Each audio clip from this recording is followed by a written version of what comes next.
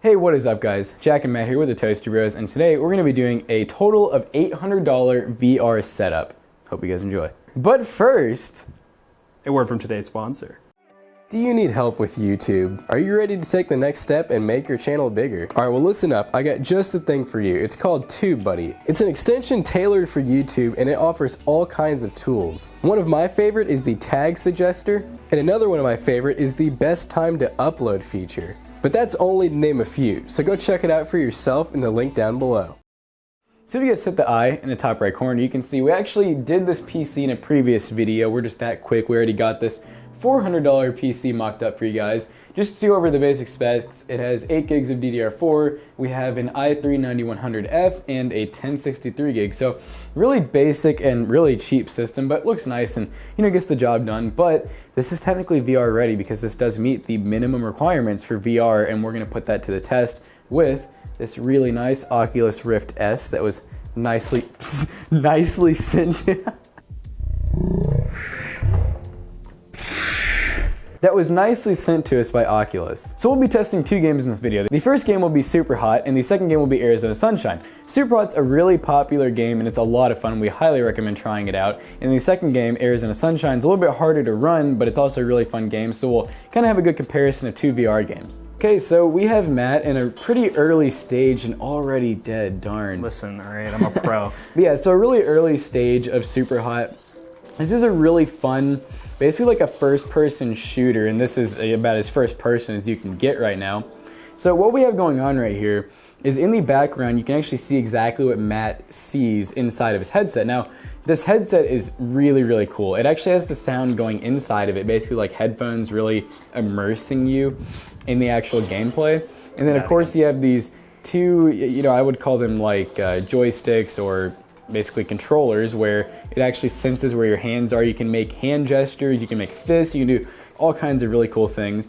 But as you can see though, this piece Matt's punching himself in the face here. I'm so into it. As you can see though, this PC is very capable of running. I've not seen a single lag spike, which, have you seen anything lagging No, yet? it's been super solid the entire time. There's literally been nothing lagging. On Oculus's site and some forums, you can actually find the minimum, you can find the recommended, and then you can find the overkill specs, as they call it, or basically like what you would need to be able to play anything and have it be future proofed. Oh, good shot. Duck, duck, duck. Oh, you threw the thing at. Duck again. Oh, I don't have anything else. All the way to the ground, all the way to the ground. Oh. You can duck behind those chairs if you're okay with doing some Pilates.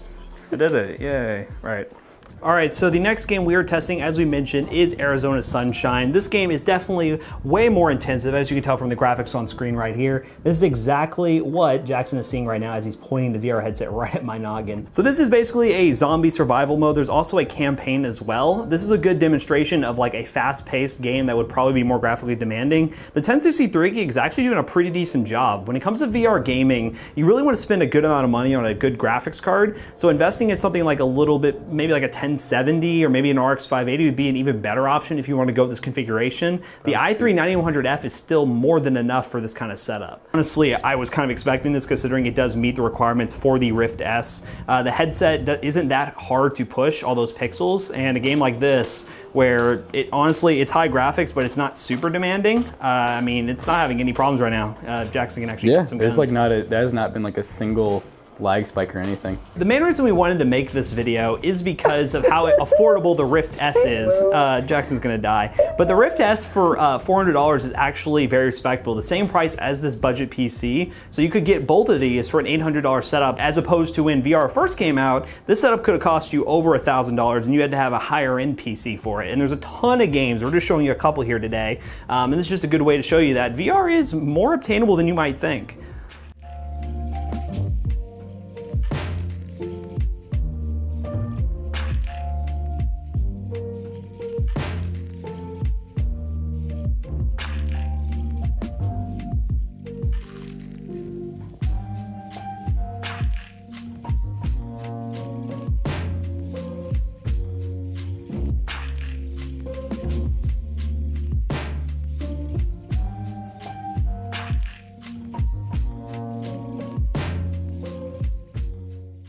So as you guys can see, this PC here was plenty capable of running VR, just like we told you it would be, because we're the Toaster Bros and we know everything.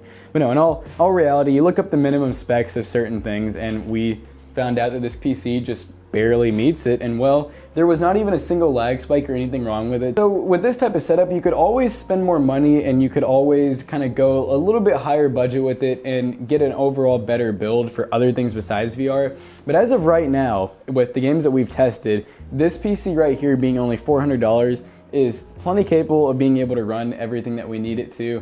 And then obviously for future proofing, you will need to upgrade because VR is rapidly getting better. The games are getting more demanding, and so you are going to need to upgrade a computer like this fairly quickly. But to be fair, all new parts. This is the newest Intel platform, so you could always go with like an i7, i5, and then a little bit better graphics card, and you're good to go. So as always, don't forget to like, comment, and subscribe, and we will see you guys in the next one. Goodbye.